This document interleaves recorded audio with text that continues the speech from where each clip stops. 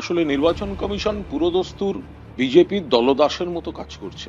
BJP হারবে, বিজেপির সংগঠন নেই, সেই জায়গায় দাঁড়িয়ে যেন নিজেই দায়িত্ব কাঁধে তুলে নিয়েছেন নির্বাচন কমিশনের লোকজন।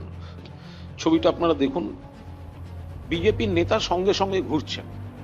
কার সঙ্গে ঘুরছেন? যিনি নাকি নিরপেক্ষ নির্বাচন কমিশনের লোক, মুখ্য নির্বাচনী অফিসার, তিনি প্রথমেই বেড়াতে গেলেন নন্দীগ্রাম। আর সেখানে ঘুরছেন কে?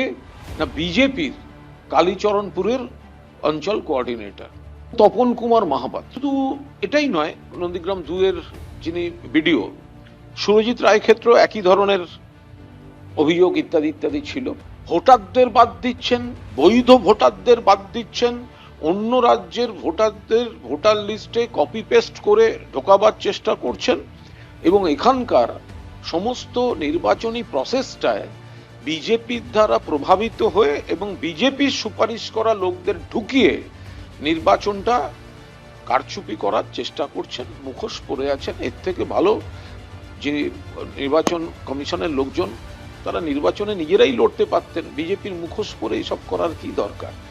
নির্বাচন কমিশন অতীতের সমস্ত বিতর্ককে পেছনে ফেলে নজিরবিহীন দলদাসপনা চালিয়ে যাচ্ছে। সেইটা আমরা মানুষের কাছে বারবার তুলে ধরছি। অন্য রাজ্যের মার্কা মারা অভিযুক্ত, মার্কা মারা বিজেপির লোক, সেইগুলোকে এখানে এনে এনে এখানে নির্বাচনকে এবং এই প্রক্রিয়াটাকে প্রভাবিত করার চেষ্টা হচ্ছে। অন্য রাজ্যে যারা বিজেপির দলদাস, একের পর এক কেলেঙ্কারিতে অভিযুক্ত, তাদের নির্বাচনী প্রক্রিয়ায় বিভিন্ন পদে বসিয়ে প্রভাবিত করার চেষ্টা হচ্ছে। আমরা 4 তারিখ বিকেলে মানুষের রায় প্রকাশিত হলে দেখবেন যে যতই করো হামলা, আবার জিতবে বাংলা। 250-র বেশি আসন নিয়ে মমতা বন্দ্যোপাধ্যায় চতুর্থবারের জন্য মুখ্যমন্ত্রী হয়ে মা মাটি মানুষের সরকার গড়তে চলেছেন।